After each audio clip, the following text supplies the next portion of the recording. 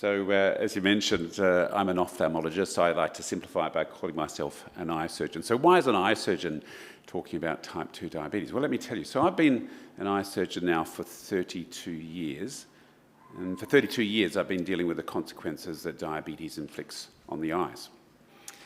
Every year, I'm seeing more and more patients who are losing vision, even going blind due to their diabetes, but in particular type 2 diabetes, which makes up about 90% of cases and is a largely avoidable man-made dietary disease.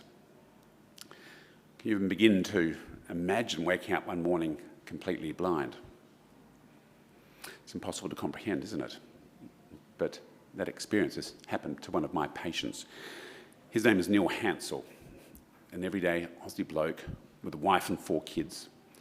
He constructs light machinery for a living, and he also has type 2 diabetes. And a few years ago, at the age of 50, diabetes changed Neil's world forever. Unfortunately, as a young man, he neglected his health, and then he neglected his diabetes, and he paid the price. He went to bed one evening with normal sight, and woke up the next morning blind in both eyes. One of my colleagues worked really hard to try and retrieve his sight. Unfortunately, it was too late. Neil was to spend the rest of his life in darkness. This is how Neil sees the world these days. Basically, I think I would describe it as seeing everything as emotion, not as an actual vision. The images, unfortunately, aren't clear. The images are basically what you see of a day through your eyes is what you see of a night through your eyes. So there's no clarity. I see black figures as people or animals or trees, just black, onto a greyish background. So Neil lost his driving licence. He lost his independence, and he lost his ability to teach the javelin, which was his hobby. In fact, it was a passion that gave him so much joy. But the thing that upsets Neil more than anything is that he can no longer see the beautiful smiles on the faces of his wife and grandkids.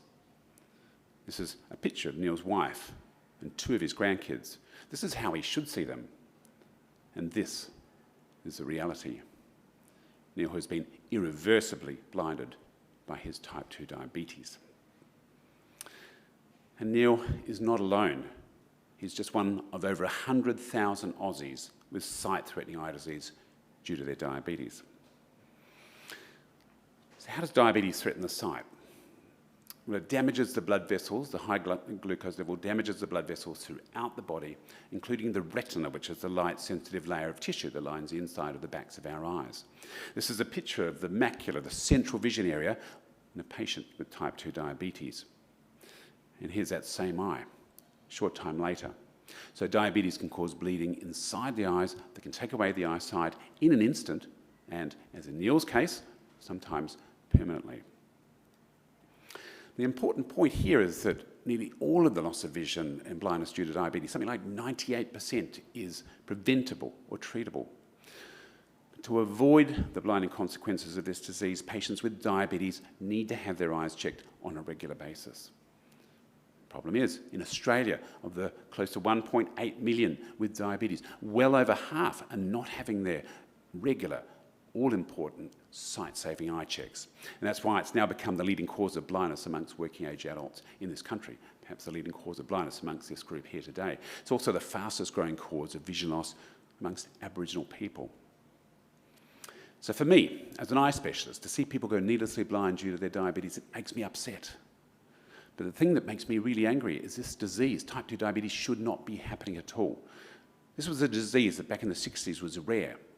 We're now seeing about 250 new cases being diagnosed every single day in this country, amounting to about 100,000 new cases every year. So this morning, I'm going to talk to you about type 2 diabetes, how it's arisen, why it's a growing epidemic, and also explore some strategies to curb this rising tide of a disease that's a serious threat to our health system and to our society. So in my introduction, I talked about it being a largely avoidable man-made dietary disease. What did I mean by that? It really comes down to 3 main components: sugar, the refined carbohydrates, and the seed oil. So let's look at these each in turn. So firstly, sugar. When we talk about sugar, we often think of table sugar, what we stir in our tea and coffee.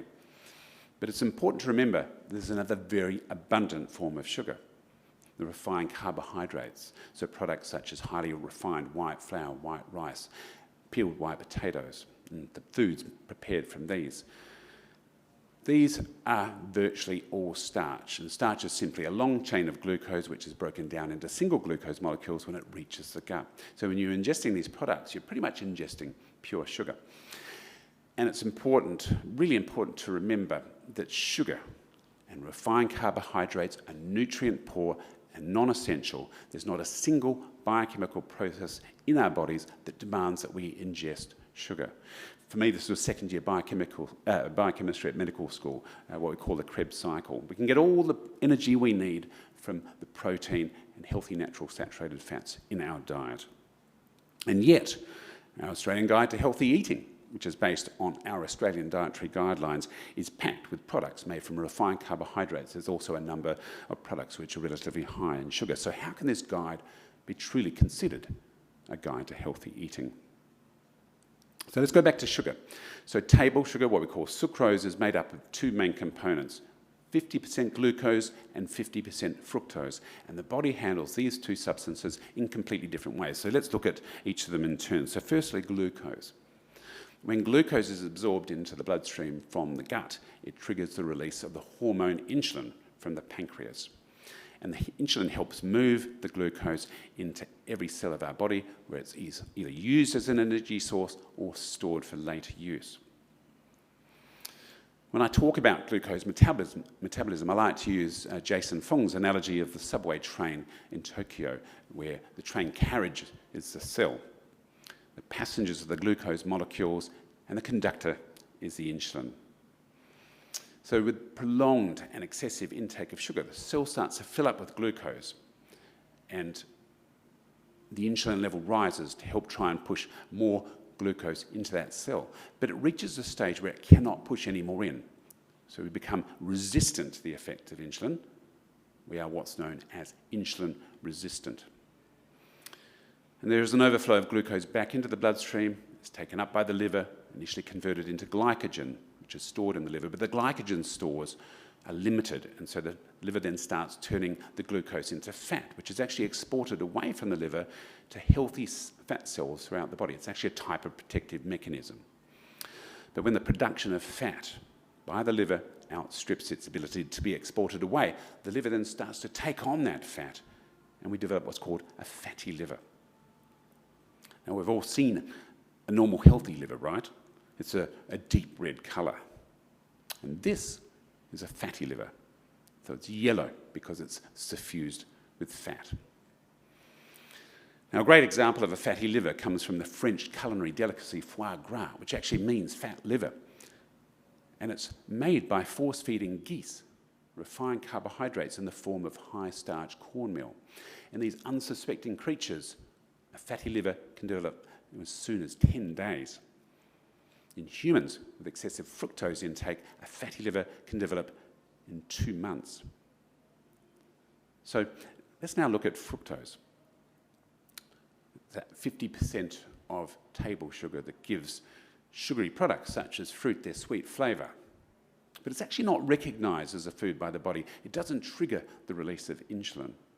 It actually suppresses our appetite control system. And when it's absorbed into the bloodstream from the gut, the majority of it's taken up by the liver, and about a third of it is converted immediately to fat. So it's actually far more toxic than is glucose in giving rise to insulin resistance and to a fatty liver. Now, the third component I mentioned were the seed oils, what we euphemistically call vegetable oils. Canola, safflower, sunflower.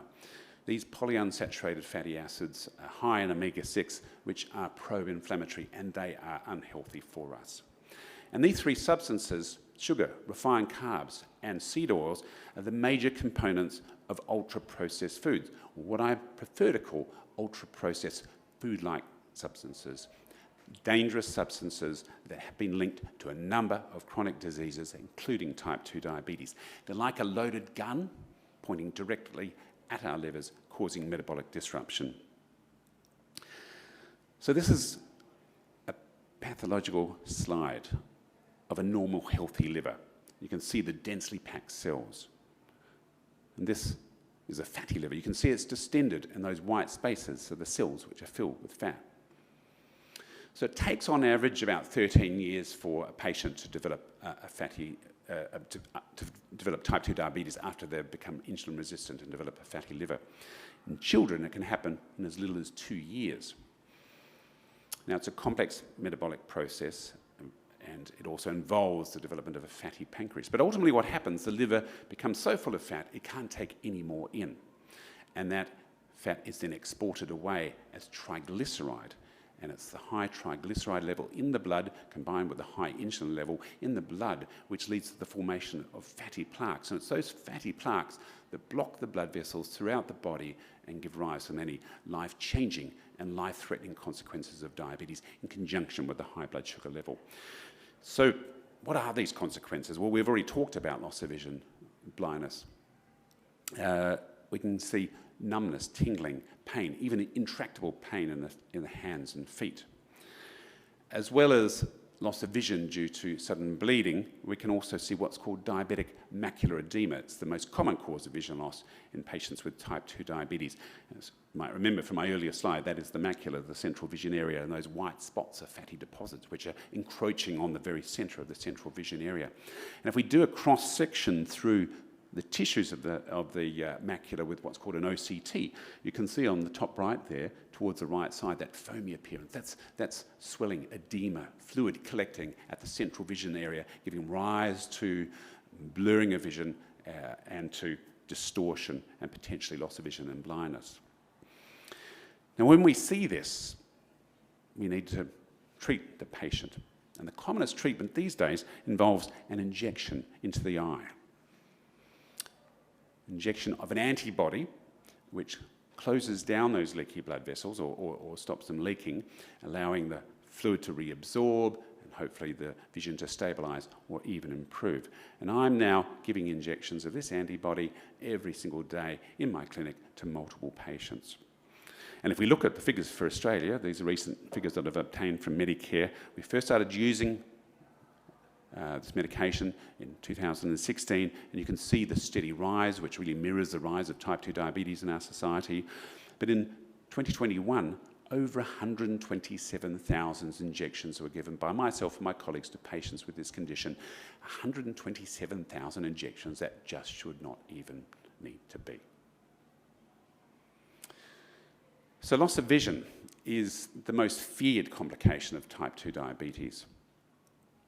To me, the most fearful complication is, this is actually, the good thing is it works, and you can see that scan I showed you before, and after the injection, significant reduction in edema. So to me, the most feared complication is dementia. About 70% of patients with type 2 will ultimately develop dementia. And having lost a father to dementia a few years ago, I realised that this is a disease that impacts not just on the individual, but very broadly on the family. Damage to the fine blood vessels of the kidney can lead to kidney failure. And when the kidneys fail, the blood needs to be filtered by dialysis. Up to 7 hours a day, 4 days a week. And I've calculated in Australia, every year, about 4.5 million hours are spent by patients with type 2 hooked to the dialysis machine. So this is time lost to family, friends, their loved ones, things that they love to do, and of course to their workplace. So not a great way to spend your life. Damage to the major blood vessels in the body can have catastrophic and life-threatening consequences. Gangrene, amputation of a leg such as this is the second most feared complication of type 2 diabetes. In Australia, over 4,000 amputations every single year for gangrene in patients with type 2 diabetes. And here's our friend, Neil Hansell, 2 years ago in his hospital bed, the day after his left leg was amputated due to gangrene from his diabetes. In fact, it was his 9th amputation over a 14-month period after he'd gone blind in both eyes. And he's also had 2 heart attacks. So type 2 diabetes is a deadly disease. About 80% of patients will ultimately succumb to a thrombotic complication such as heart attack or stroke. It's now said to be the 6th biggest killer in Australia. But if we actually realise it's the major driver of the top 3 killers, heart attack, dementia, stroke, then I suspect it's actually the biggest killer in our midst. And if we look at the first year of the pandemic, 2020, we lost 15 times more lives to type 2 diabetes than to COVID-19. So this is a silent pandemic that's been largely ignored. The other important point is that if you have type 2 diabetes, you're at much higher risk. In fact, if your diabetes is uncontrolled, you're at 10 times more risk of dying from COVID-19. So the best way that we can fight with this virus is to improve our metabolic health.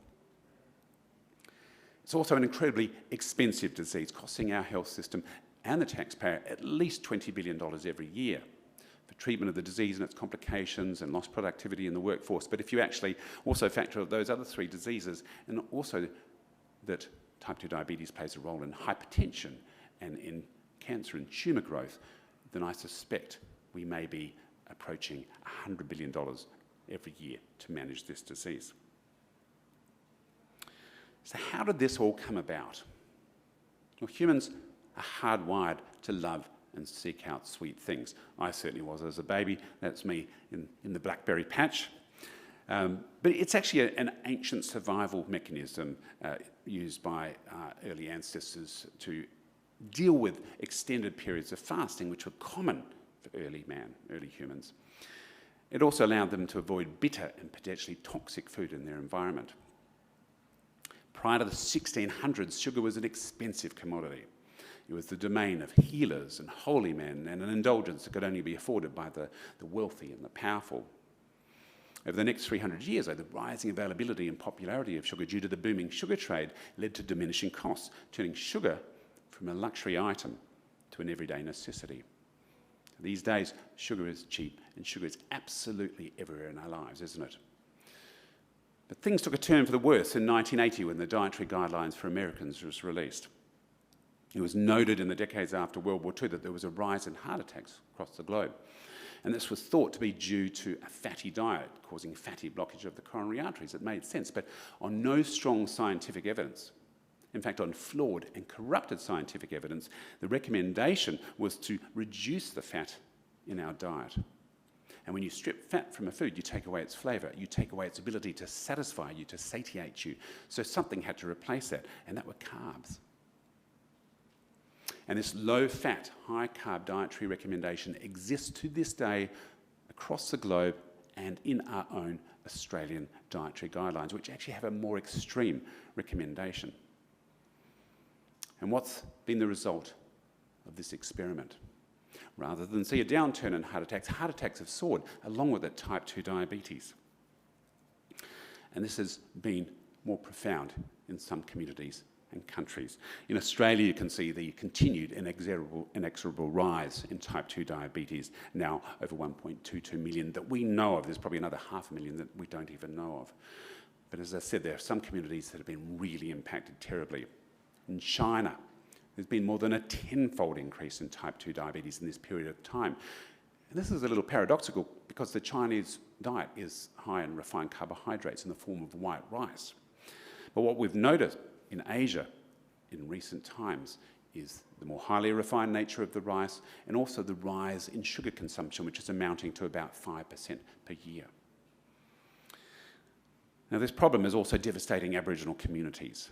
In the last half-century, we've seen more than an 80-fold increase in type 2 diabetes in this population. I have no doubt that this modern diet they've been exposed to, this devastating diet full of sugary drinks and ultra-processed foods, is driving this terrible, catastrophic travesty.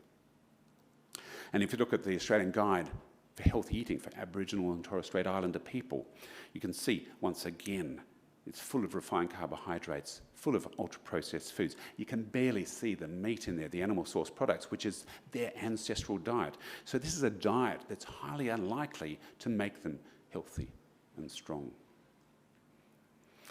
And type 2 diabetes is impacting on lower socioeconomic areas in this country. Just one example, Greater Western Sydney, the red areas are the areas of the highest prevalence of type 2 diabetes. In Greater Western Sydney now, 50% of the adult population over the age of 24 have pre-diabetes or type 2 diabetes. So the first time in our history, we are overfed but undernourished. Deeply concerning. What's even more concerning for me is that we're now seeing type 2 diabetes in our children. When I was in medical school, this was known as maturity onset diabetes. We're now seeing it in kids as young as 3 years of age. And sadly, Northern Australia leads the world for type 2 diabetes in younger people. This is absolutely shameful. And disturbingly, it's been predicted that the majority of today's children will have obesity by the age of 35 if we don't start taking action now. And if we don't start taking action, particularly to reduce their sugar intake, to reduce their intake of sugary drinks and foods, and particularly ultra-processed foods. Now, if we're going to call this a dietary disease, then there should be a dietary cure, right? It should be as simple as reducing that intake of sugar. But there are a number of factors that make this a more difficult thing to achieve. And I've come up with this concept called the 5 A's of sugar toxicity.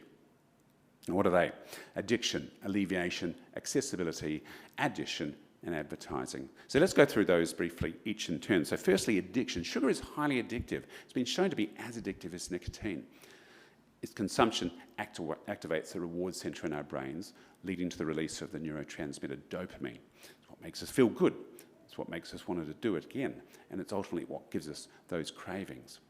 And like drugs, the more we consume, the more we need to give us that feel-good hit. So it becomes a vicious cycle that's really hard to break. Second, it's the only addictive substance that we actually give our babies. The second A is alleviation. We often use sugar to alleviate stress or to make us feel better when we're down. When we're stressed, the body is flooded with the stress hormone cortisol. So the brain needs to balance this up by releasing feel-good chemicals such as dopamine. And as I said, sugar does a really good job of that. Third A, accessibility. As I said, sugar is everywhere in our lives these days. You cannot walk into most service stations without being confronted by a wall of confectionery. You can't check out from most supermarkets and stores without being enticed by half-price chocolates and soft drinks. Fourth A is addition. An astronomical amount of sugar is added to our food and drinks, something in the order of 75%. And this is particularly problematic in remote communities, particularly Aboriginal communities, where sugary drinks and ultra-processed foods are in abundance, and fresh, healthy foods, real foods, are scarce, sometimes relatively expensive, and occasionally even out of date.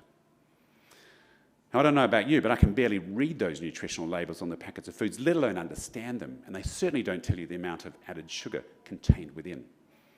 We have a health star rating system. It's a system that's deeply flawed. It's flawed for two reasons. One, because it's voluntary. Only about 30% of manufacturers actually use it. It's also flawed because there are a number of ultra-processed products full of sugar, refined carbs, and seed oils that get the healthiest 5-star rating. So this is an industry device that's been designed by the food industry for the food industry, not with our health in mind. Finally is advertising. Our world is flooded with TV commercials and ads for sugary products, sometimes in the most insidious of ways. And this has been going on, quite literally, for decades. Who's heard the mantra, breakfast is the most important meal of the day? Put up your hands. Who's that? Who's heard that? Everyone, right? Everyone's heard that. That phrase was coined in 1906 by John Harvey Kellogg to market his newly invented breakfast cereal, Kellogg's Corn Flakes. Probably the most enduring marketing slogan ever, but not a shred of evidence to this day to back up his claims.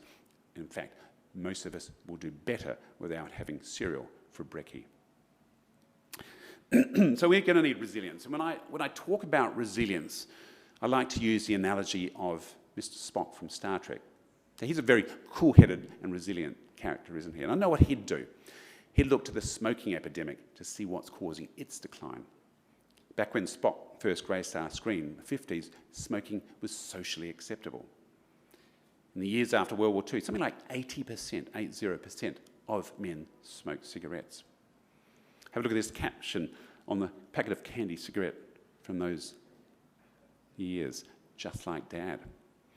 And the realisation of the health dangers of smoking in the 60s, the subsequent banning of advertising for cigarettes, the taxing of tobacco products, and the rollout of hard-hitting and graphic awareness strategies such as these that we all know very well and still see to this day. They've all made smoking socially unacceptable, and as a result, smoking-related diseases and deaths are on the decline in most countries. Not so sugar intake, type 2 diabetes, and its complications, which are on the rise across the globe. So as well as resilience, we need action. Now I've come up with my own action strategy, and it also starts with A's. 3 A's of awareness, accountability, and assistance. So let's, again, go through each of these in turn. So firstly, awareness. Awareness of the toxic impact of our sugar-laden diet. Awareness of the preventability, reversibility, and complications of type 2 diabetes. So parents and their kids need to be aware that sugar is a toxin. There are now over 8,000 studies linking sugar to a range of chronic diseases, not just obesity and type 2 diabetes, but also tooth decay. 40% of our 10 to 12-year-olds have decay in their adult teeth. It's now the leading cause of days lost to school. It's the leading cause of surgical admission for children. And we all need to be aware that our poor diet, laden with sugary drinks and ultra-processed foods, is responsible for more disease and death than smoking, alcohol, and inactivity combined. This is one of the most important take-home points from today. And this awareness, this vital education has to begin in the earliest years, perhaps even earlier than preschool, during pregnancy due to the rise of gestational diabetes in our society. Glucose passes into the fetal bloodstream, but insulin does not, so we're probably already priming our kids for a range of chronic and behavioural diseases before they're even born. And for those mothers that can breastfeed, the longer the better to forge good metabolic health in your children. And we all need to be aware of this toxic impact of sugar and the 5 A's of sugar toxicity, and particularly addiction. I suspect much of the world is addicted to sugar. I certainly was, probably still am, and this is my weakness, ice cream. Although we didn't have it last night, did we? There's rarely been a day in my life where I haven't had a bowl of ice cream after dinner. Not a great example for my kids, am I?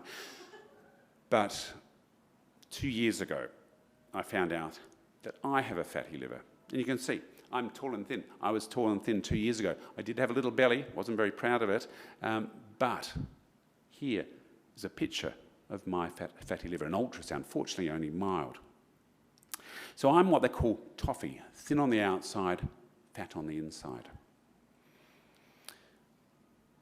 There are now more thin metabolically people in the United States, thin metabolically unhealthy people in the United States than there are obese metabolically unhealthy people. And I suspect the situation is the same here in Australia. This is another incredibly important take-home point from today. So this is not about obesity.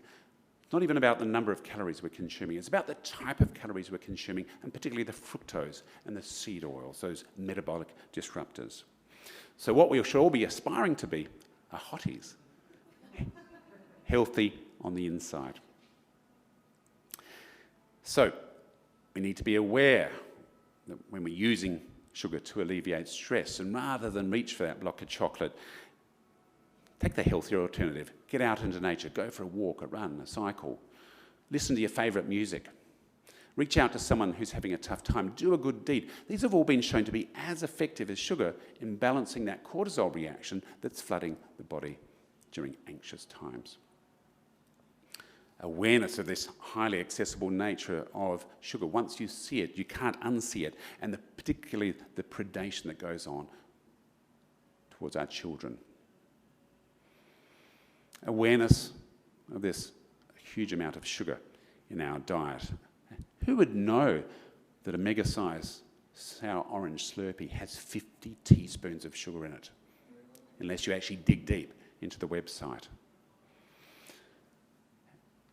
And who would know that there are 56 common names for sugar? It only serves to confuse the consumer even more. Now, we need awareness that type 2 diabetes is largely preventable.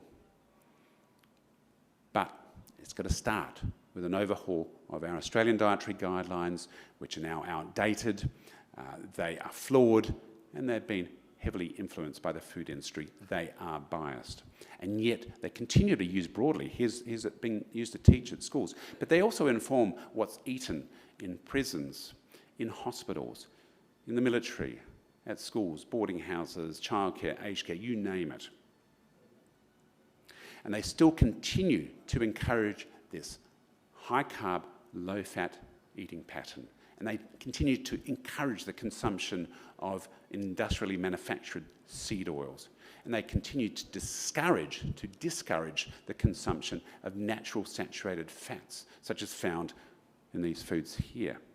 Natural saturated fats in foods that have never been associated with an increased risk of cardiovascular disease. Another incredibly take-home point. Whole-fat dairy, unprocessed meat, especially red meat, eggs, even dark chocolate, to my thrill, are not associated with this increased risk of heart attack and stroke.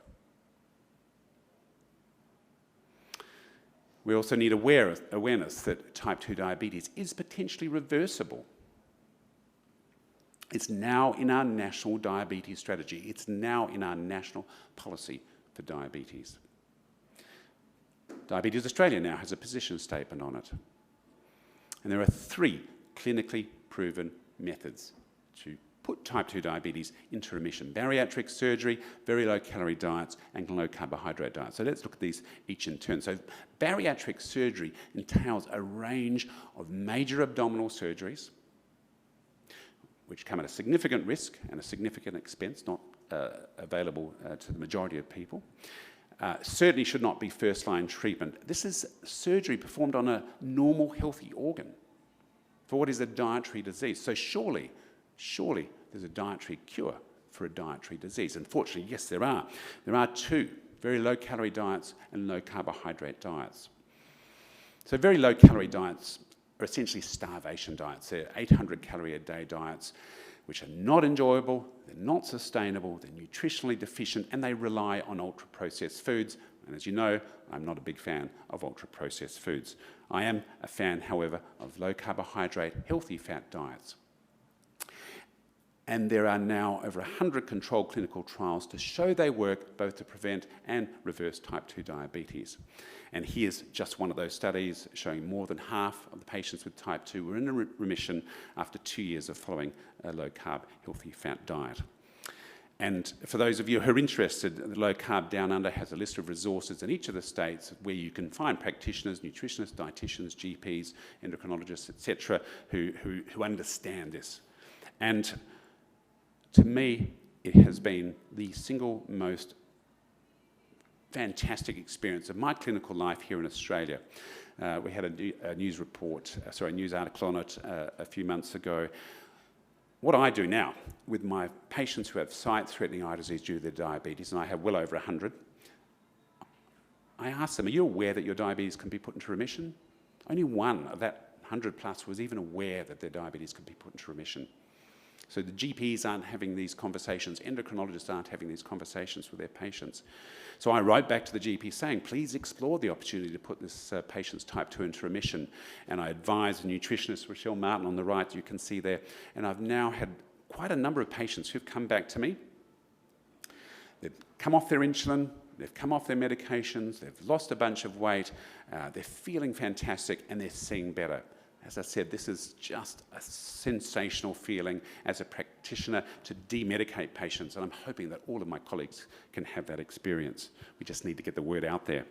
And it's great, talking about getting the word out there, to see now on social media campaigns raising awareness of the dangers of sugary drinks, ultra-processed foods. This is the Australian Medical Association's Sickly Sweet campaign, which has been running recently. This is the Cancer Council of Victoria's Food Fight, talking about the dangers of ultra-processed foods for kids, and the Obesity Policy Coalition's Brands Off Our Kids, targeting this predatory marketing that we see by the food industry. But we're still not seeing anything from our government. Let's chat. Oh, I'll just continue on, we'll chat. Yes, good question though. And finally, on the awareness stakes, patients who develop type 2 diabetes need to be aware of these devastating, life-changing, life-threatening consequences. There's Neil trying out his new leg. just after I met Neil, in fact, I met Neil, I was doing a documentary on people who are blind, the experience of blindness, and his story had such a phenomenal impact on me. I ended up making a TV commercial in late 2018, which played nationally on Channel 7. Here it is. I should have kept my medication up, and I should have followed the plans that were given to me by my doctors. I woke up one morning completely blind. Thought I was dreaming, went back to sleep for an hour, woke up and I was still completely blocked off. My wife's face when we went to bed. That was the last clear image I had.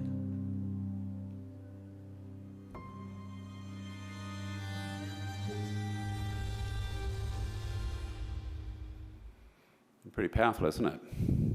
So that ad played as a community service announcement, so it's probably only seen at 2 o'clock in the morning. So we need to see ads such as these during prime time across all channels and for extended periods. Second A, accountability. Once again, accountability when it comes to those 5 A's of sugar toxicity and particularly addiction. So accountability of businesses who know the symptoms of sugar withdrawal, who prey on the vulnerable, who prey on the addicted. Accountability of businesses and their industry allies who prey on children, prey on parents, once again prey on the vulnerable. And accountability of our government who still allows this predatory marketing to continue in our diabolical food environment. We need accountability when it comes to accessibility. 2 vending machines in the Adelaide Dental and Medical School packed with sugary products. 2 vending machines in the foyer of the Children's Hospital in Adelaide packed with sugary products. We need accountability of supermarkets. This is the healthy section of the supermarket, the fruit and veg, and there is a stall with chocolates on it. This is disgraceful. Accountability of chemists. Here's a chemist with half-price chocolates, confectionery, soft drinks at their checkout counter. Are they truly protecting the community? We need accountability of schools and what contractors are selling to children in tuck shops and canteens. We also need to see accountability of what's being used in schools as fundraisers. We need accountability of sporting clubs that continue to reward their star athletes with vouchers from fast food outlets. We need accountability when it comes to the addition A. We need a clear and transparent mechanism telling us exactly how much sugar is contained within these products. We need transparency when it comes to the Health Star rating, accountability when it comes to the Health Star rating system. You might be aware that orange juice about a year ago was downgraded to 2 stars from 5 stars. How can a glass of orange juice, which has almost as much sugar as a glass of soft drink, possibly receive the healthiest 5-star rating? That's one product. There's many, many more to go. Perhaps this is the future for those soft drinks, energy drinks, and flavoured milks in our fridge. And this is the area where a tax or a levy on sugary products, particularly sugary drinks, comes in. Now, there's evidence to back it up, and there's good common sense. But would a 10 or 20 cent addition to that drink dissuade children from buying it on their way home from school? I'm not sure. And we need accountability when it comes to advertising. Our kids are exposed to 3 TV commercials in every hour for unhealthy products on TV. Our teens are exposed to 100 promotions for unhealthy food products every week on social media. Parents are bombarded with messages from the ultra-processed food companies. There is quite literally no escape. This is what we need to see instead, right? Drink water, naturally sugar-free, forever. So finally, we need assistance, and there are multiple layers of assistance needed. Parents need assistance to know what to feed their kids for breakfast and to what to package in their lunchboxes. Teachers need assistance to know what foods that their children should be consuming to keep them focused in the classroom during the day. And there are lots of resources out there for parents and teachers. Medical students need assistance. My son was in second-year medical school 2 years ago. He had the opportunity to do nutrition as an elective. It's not even compulsory in our major health training grounds. GPs need assistance. They need the training. They need the resources. They need the time, the financial incentives to have these really critical discussions with their patients. And patients need assistance. These, at the moment, they have to pay for their consultations with nutritionists and dietitians. This should be subsidised because it is the single most powerful weapon in this fight against obesity, type 2 diabetes and all these other chronic diseases. And I truly believe that continuous glucose monitoring should be available to all patients, not just type 1 but also type 2 diabetes, so that they can actually track the impact of foods on their blood sugar levels. And perhaps we need to have helplines and self-help groups, as we've done for nicotine and alcohol addiction. And people in poorer areas need assistance to have access to subsidised food, real food, rather than have to depend on these ultra-processed food-like substances, which now make up 62% of the American diet, over 50% of the UK diet, and I suspect here in Australia we're in the same ballpark.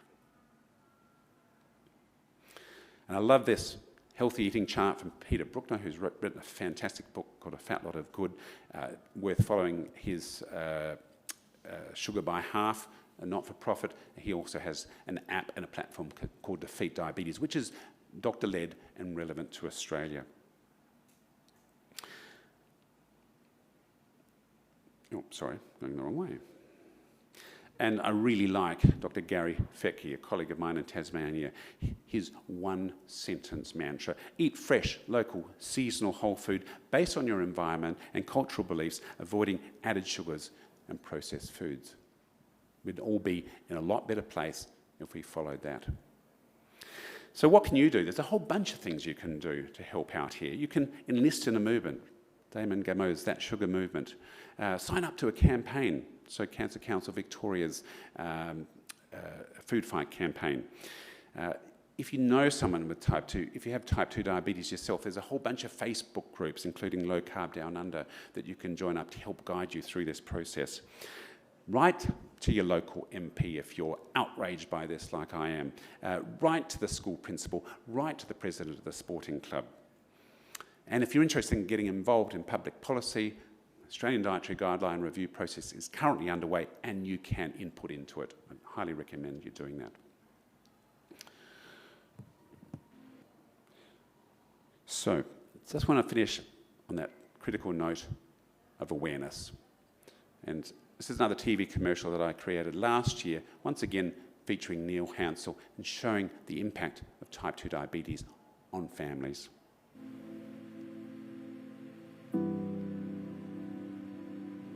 To Papa, you are the best papa in the world, and have a happy Christmas. Love from Anya.